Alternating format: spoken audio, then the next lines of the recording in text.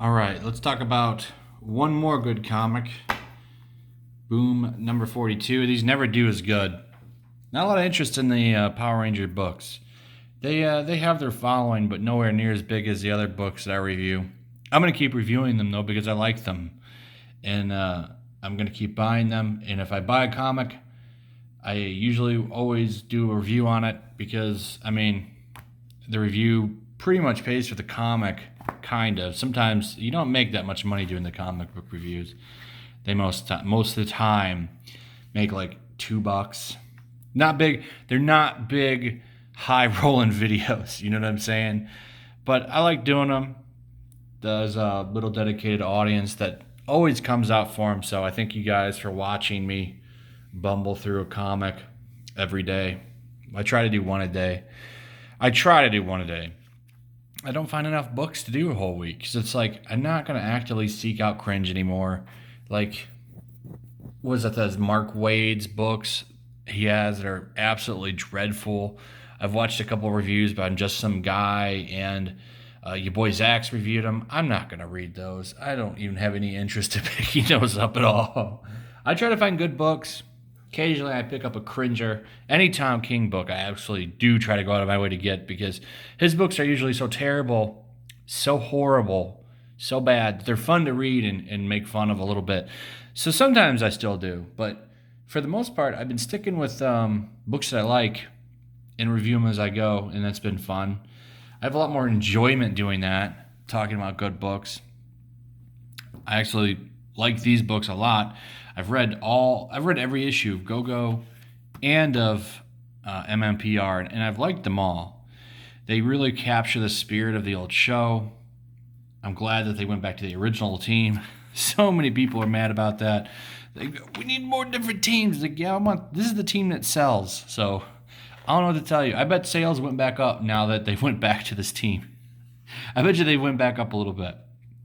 So this is at a time jump. This is after the Shattered Grid stuff. Now, they're doing this connected story with Go-Go and MMPR now, where, Go-Go is telling. So let me skip to here they are. So we got Zach, Trini, and Jason. They are the Omega Rangers. They're working with a Morphin master. These are like pretty much the gods of this universe. And they're working with them because when the Shattered Grid happened and they put the world back together, it created like ripples and gave like normal people morphing grid powers, which made them super powerful, and so on and so on. So they're like cleaning up that mess with a morphing grid master, and that's where they really were instead of going to that stupid peace conference, which was really the result of writing them out of the show because they wanted more money. This is a much better backstory. I like this a little bit better. And then, we still get to see what's going on with the regular team. They're fighting this anime dog guy. A lot of people say he looks like the Zordon that was in, I think, what is it, SPD Power Rangers? This dude right here. And you're probably right. I don't know. I don't know much else other than the MMPR team. It's the only part of the show that I actively was engaged with when I was young. I don't know too much else about. I don't know anything about anything past really the Zordon stuff. So I don't really have any interest in going and watching any of it either. I just like the old team, which is why I read these books, and the books have been good. But not a lot happens in this issue. It just moves the story forward. They really do write for the trades on these books now, which makes them hard to review because it's just like, well, it's a good book. Art's good, good story. I do like this dog villain. They've been setting him up to be like a badass fighter.